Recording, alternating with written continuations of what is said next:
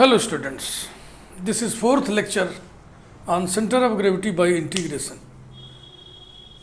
In this video we discuss center of gravity of plane area. Plane area means area in a plane. जैसे plane है इसमें area. If rho is the area density, पिछले video में मैंने आपको line density बताया था, density per unit arc length, area density माने density per unit area. Density कहते ही हाई स्कूल में पढ़ा हुआ है, रिजल्ट याद आता है, density equal to mass upon volume, घनत्व बराबर मात्रा बटे आयतन. लेकिन इसमें जो डेंसिटी है ना, ये वॉल्यूम डेंसिटी है. अब इसी वॉल्यूम की जगह अगर हम आर्क लेंथ रख दें तो ये डेंसिटी लाइन डेंसिटी हो जाएगा. अगर वॉल्यूम की जगह हम प्लेन एरिया रख दें तो ये एरिया डेंसिटी हो जाएगा. यानी कि mass is equal to density into volume, mass equal to density into area, mass equal to density into arc length. ठीक, समझ गए? If rho is the density per unit area, then the mass of the element is delta m equal to density into area. Mass is equal to density into area. इसमें जो density है वो area density है. Where delta capital S है भाई, small s माने arc length, capital S माने area. Delta S is the area of the element. Let x dash y dash be the center of gravity of the element. Then the coordinates x bar y bar of the plane area are given by, ये main formula है. अब इसमें देखो, इसको convert किए, dm की जगह क्या लिख दिए, रो ds. ठीक, यहाँ भी. If rho is constant, then अगर रो कांस्टेंट है तो न्यूमरेटर डिनोमिनेटर में कैंसिल कर दो. तो ये फार्मूला आया. अभी इस फार्मूले को हम पर्टिकुलराइज करेंगे, कार्टेशियन के लिहाज से 2 हिस्सों में और एक पोलर के लिहाज से. कुल 3 फार्मूलों में से हम कैटेगराइज करेंगे.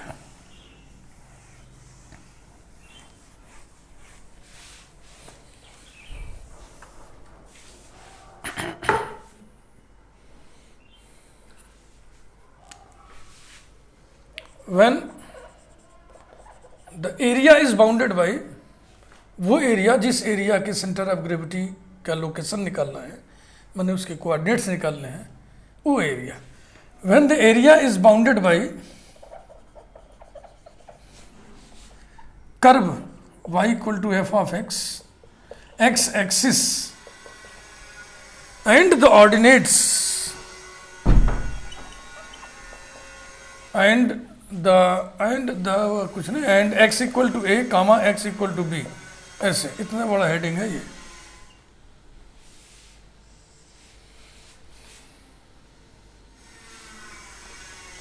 x y,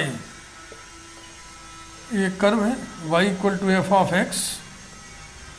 ये 2 बाउंड्रीज हैं, x equal to a, x equal to b और x एक्सिस. इस एरिया की बातचीत हो रही है. इस area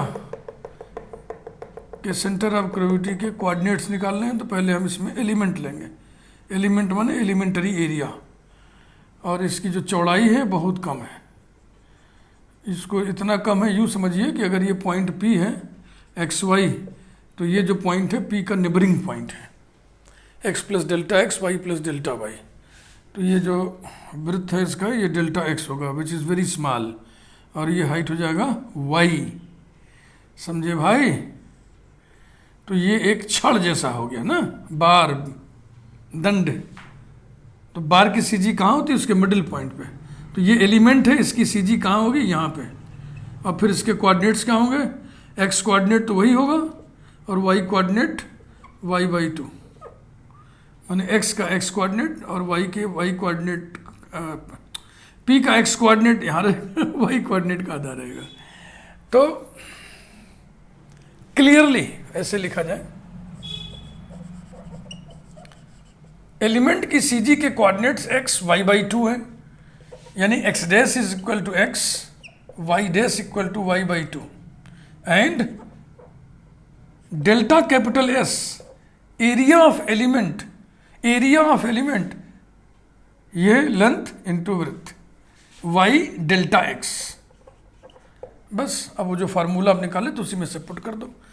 therefore x bar is equal to integral x dash था तो एक्स लिख दिया, और ये लिखना है तो इसको क्या लिखोगे, y d x division integral y d x limit a to b and Y bar equal to integral y dash, तो वाई डैश की जगह क्या लिखोगे, y by two into area की जगह क्या लिखोगे, y d x division integral a to b y d x a to B.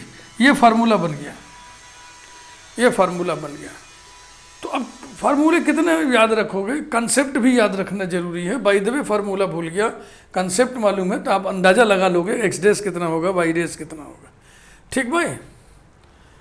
दूसरा है when the area is bounded by the curve Y axis and boundaries Y equal to, कुछ बदल दिया जाए, C and Y equal to D, तो figure जो है बदल जाएगा।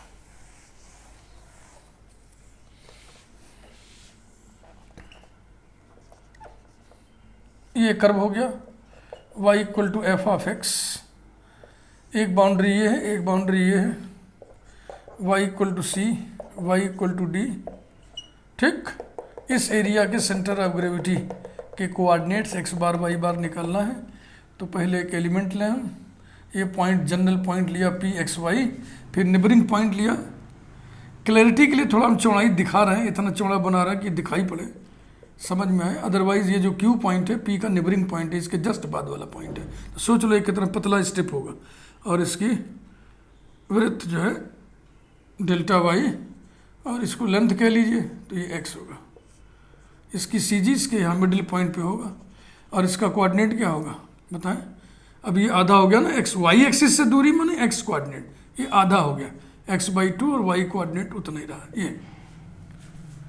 तो clearly x dash is equal to x by two, y dash equal to y, delta s equal to this into this, यानी x delta y. Therefore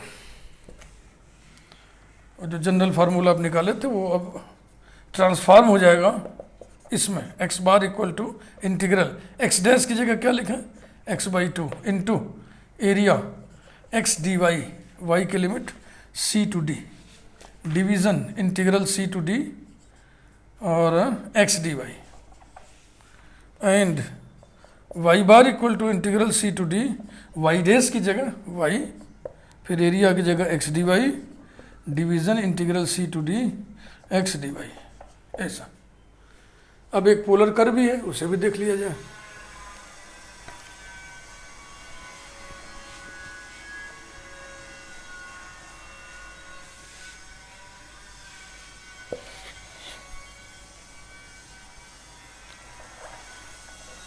When the area is bounded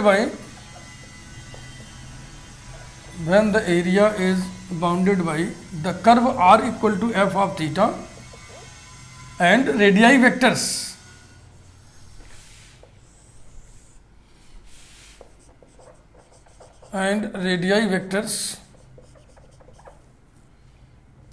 theta equal to alpha, theta equal to beta।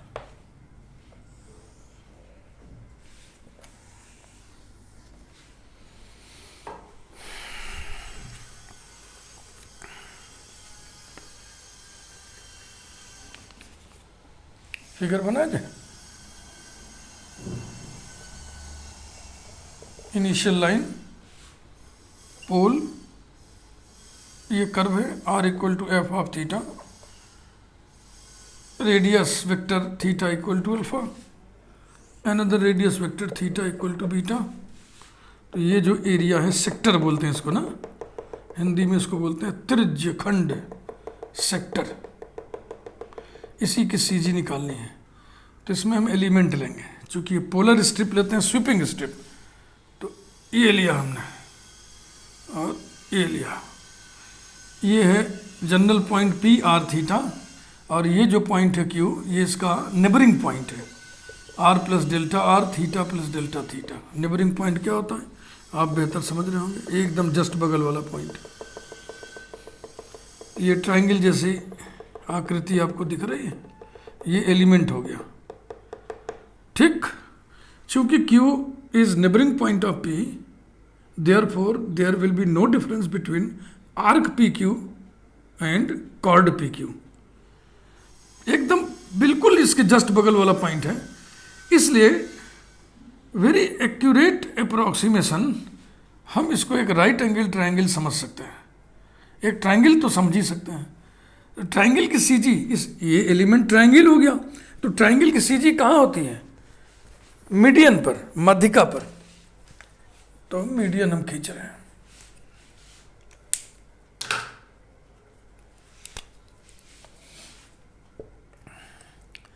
थोड़ा और बड़ा figure बनाना चाहिए था, इसी में सब लिपापोती हो जाएगा। चलो ठीक है, ये रहा मीडियन। इस मीडियन पर बेस से 1/3 और शीर्ष से 2/3 रेशियो पर पॉइंट होता है। मान लीजिए यहाँ पे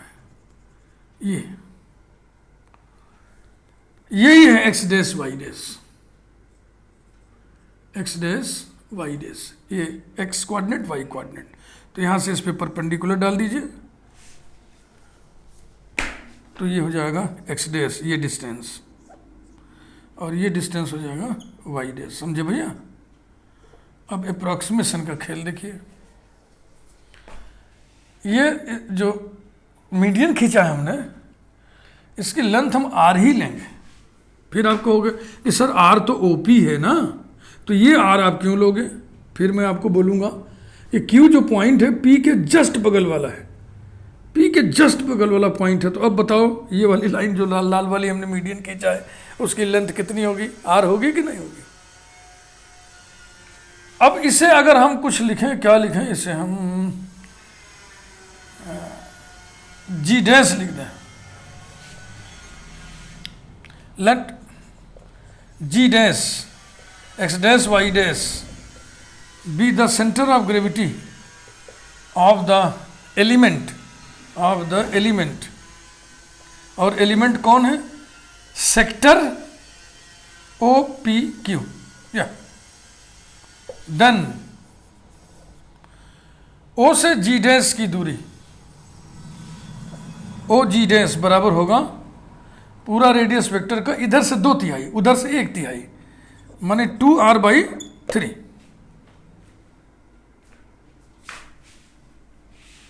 now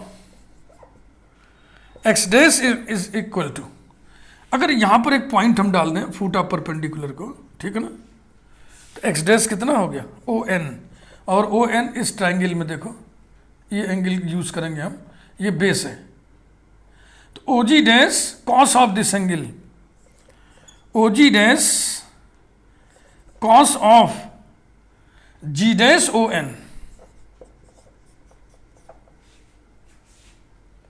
and y dash equal to G dash N equal to OG dash sine of G dash ON, implies that x dash equal to OG dash, ये लिखा है 2r/3 cos of, अब ये एंगल देखो यहां से यहां तक थीटा है। अब ये लाइन तो आगे है ना ये, लेकिन उसे भी हम थीटा ही लिखेंगे। फिर वही बात, क्यों लिखेंगे सर? क्योंकि क्यू पी का नेबरिंग पॉइंट है। अब फिर उस गैप के बीच में आपने एक लाइन गुजरा रखा है, तो जब पी क्यू के जस्ट बाद वाला, क्यू पी के जस्ट बाद वाला पॉइंट है, तो उसके बीच में घुसेगी कहाँ कोई लाइन? ये सब वही है, एक ही लाइन है सब, ओपी। यही एंगल हम लेंगे, थीटा। समझ रहे हैं आप? यहां तक जाना होता तो थीटा प्लस डेल्टा थीटा थोड़ा बढ़ा लेते, तो cos theta y dash equal to 2r/3 sine theta. तो ये x डैश y डैश निकल गया। अभी डेल्टा m बाकी है, डेल्टा m नहीं, delta s also. Delta capital S ये क्या चीज है? Area of element equal to area of sector OPQ equals to, थोड़ी देर पहले शुरू में ही मैं बोल रहा था कि QP के बिल्कुल करीब है ना, तो इसको हम समकोण त्रिभुज, राइट एंगल्ड ट्राइंगल समझ सकते हैं, राइट एंगल एट पी। तो इसका एरिया कितना होगा 1/2 इंटू बेस, बेस किसको ले लें ओपी को, और इंटू हाइट, हाइट कौन होगा पी क्यू। लेकिन ये पी क्यू भले कितना भी पास पास क्यों ना हो, हैसियत इसकी किसकी है आर्क पी क्यू की। P Q arc equal to 1/2 OP माने आर, और आर्क पी क्यू माने आर डेल्टा थीटा, ये एंगल, ये सब आप जानते हैं ना, आर डेल्टा थीटा। तो ये बराबर हो जाएगा r²/2 डेल्टा थीटा। ये अब आप मेन फार्मूले को पोलर फार्मूले में ट्रांसफॉर्म कीजिए।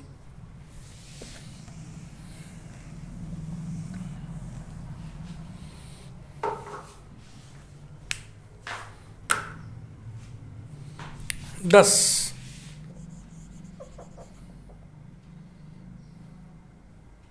x bar equal to integral x dash ds division integral ds equal to integral x dash कितना आया 2r/3 cos theta into ds कितना आया r²/2 d theta division integral r²/2 d theta, and y bar equal to integral y dash ds division integral ds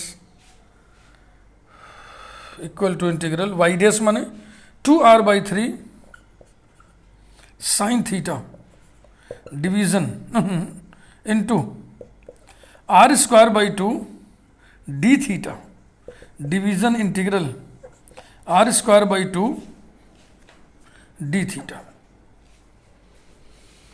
तो कुछ changing कर सकते हैं ना, जैसे कि r²/2 वाला 2 कैंसिल कर सकते हैं, बाकी और कुछ नहीं छेड़ सकते आप। तो थोड़ा सा प्यूरिफाई कर दें, इसको मॉडिफाई कर दें।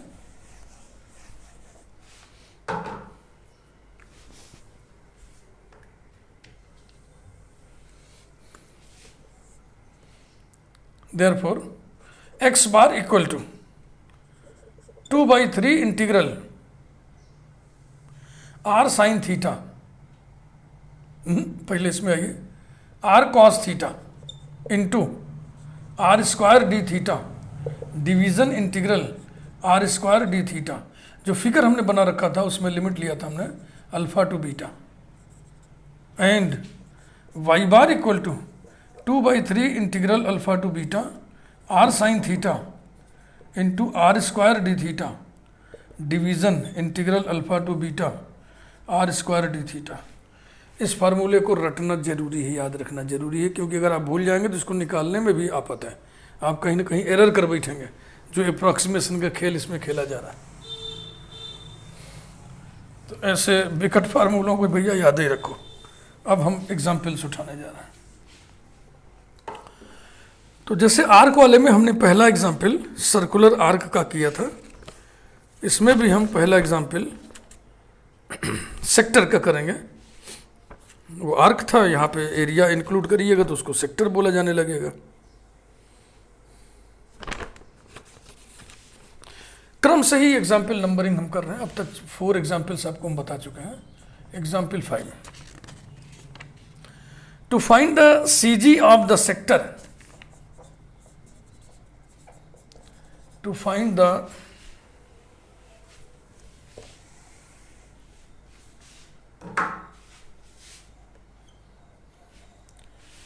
CG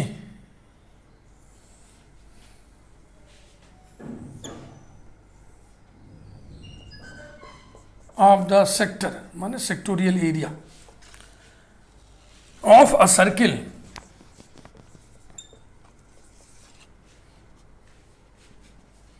subtending an angle to alpha,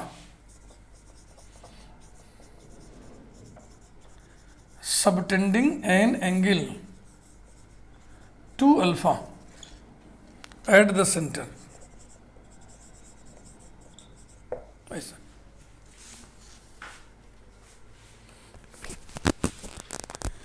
इस फार्मूले में हम लोग इसको r³ कर सकते थे ना, हाँ, इसको कर ही लिया जाए।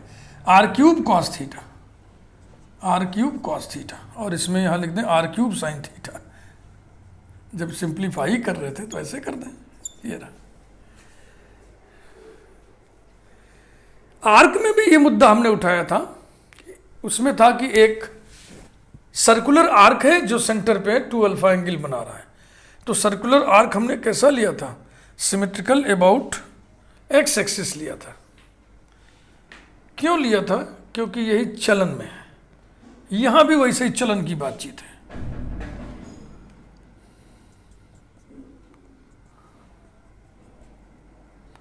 एक सर्किल पहले खींच लिए, ठीक, ये पोल है, ये इनिशियल लाइन है। अब हम सेक्टोरियल एरिया देखो कैसे करने जा रहे हैं। 2 अल्फा एंगल बनाना है इसको, तो इसे आप लिखिए theta equal to minus alpha, और इसे आप लिखिए थीटा इक्वल टू अल्फा। तो ये एंगल कुल कितना हो जाएगा,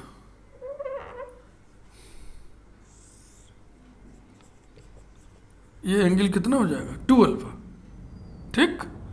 और ये सेक्टर हो गया आपका,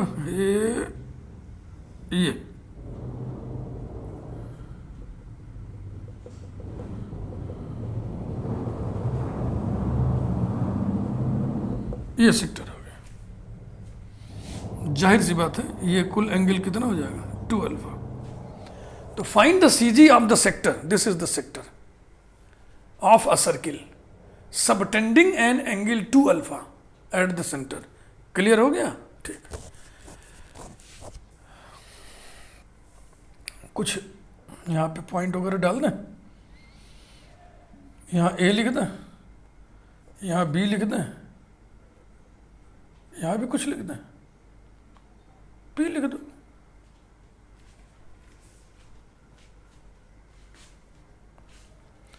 स्टार्ट करिए। लेट,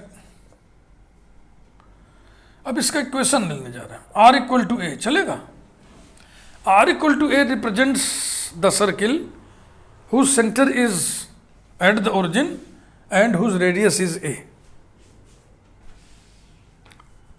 आर स्क्वायर बराबर ए स्क्वायर, माने x square plus y square equal to a square. अब तो समझ लीजिए। Let r equal to a be the equation of the circle whose portion is arc AB। Arc AB जिस circle का portion है उस circle का ये इक्वेशन है। इस फार्मूला डेरिवेशन में ये जो आर है वो कौन आर है, याद है कि नहीं आपको? कर्व के जनरल पॉइंट P का आर कोऑर्डिनेट। तो ये कर्व है ना, इसके जनरल पॉइंट P यहां मत लिखो, जाने दो, कुछ मत लिखो। इस पर स्थित जनरल पॉइंट का कोऑर्डिनेट, तो इस पर स्थित जनरल पॉइंट का कोऑर्डिनेट पता करने के लिए इसका इक्वेशन मालूम होना चाहिए। वो हमने लिख दिया आर इक्वल टू ए। बस अब तो सब क्लियर है, लिमिट मालूम है, आर मालूम है, हो गया। The coordinates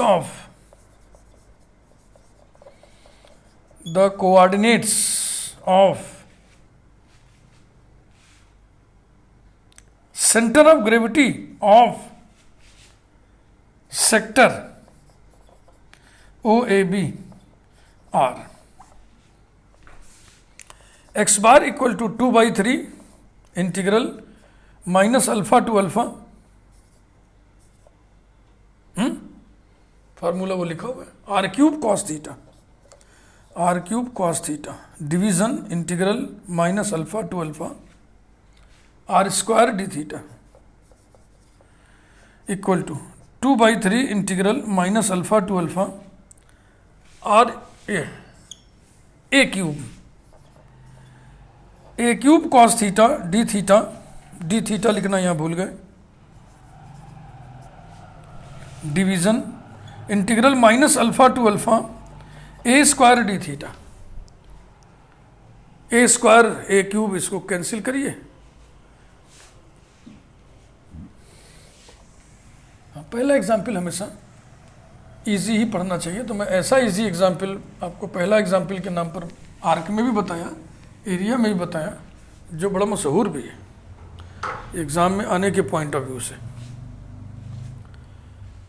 implies that X bar is equal to 2/3 integral minus alpha to alpha. बोलिए भाई, ए बचेगा ना, 2a/3 कर दो, cos theta D theta, division integral minus alpha to alpha, A square cut गया डी थीटा। तो यहां पे इंटीग्रेंट क्या है? 1। यहां इंटीग्रेंट क्या है? Cos theta. तो यहां भी थीटा की जगह माइनस थीटा रिप्लेस करने से इंटीग्रेंट पे कोई असर नहीं पड़ रहा है, इसलिए प्रॉपर्टीज ऑफ डेफिनेट इंटीग्रल लगाएंगे हम।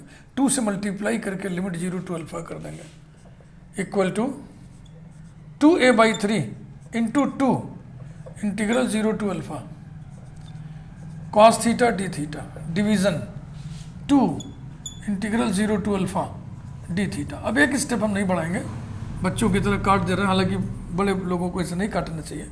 ये तो छोटे बच्चों को ट्रेनिंग दी जाती है कि बेटा काट दो, अब जो कट गया है उसको ना उतारना, लेकिन मैं ऐसी हिमाकत कर ले रहा हूं।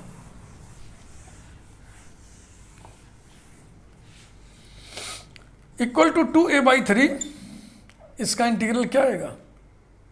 साइन थीटा, लिमिट लोगे साइन अल्फा, साइन 0 माने साइन अल्फा, डिवीजन इसमें कितना आएगा? अल्फा। यही आंसर आ गया। This is equal to 2a/3 into sine alpha upon alpha. Also आइए वाई बार निकालें।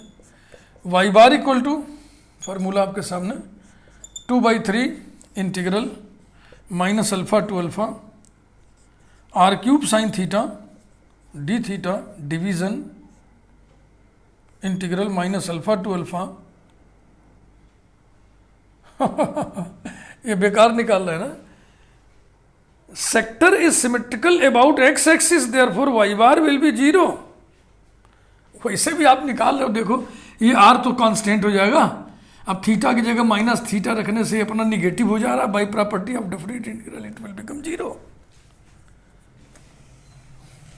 तो also y bar equal to 0 because the sector is symmetrical. Sector is symmetrical about x-axis, and so CG must lie on x-axis. Line of symmetry पे CG रहती है, स्थित होती है। X axis पर CG स्थित है, इसलिए उसका वाई कोऑर्डिनेट 0 होगा। हो गया answer. 2a/3 sign alpha upon alpha, yes it is correct answer. Video को लाइक करिए, और अब हम अगले वीडियो में क्वेश्चंस उठाएंगे, थोड़ा हैवी। Thank you.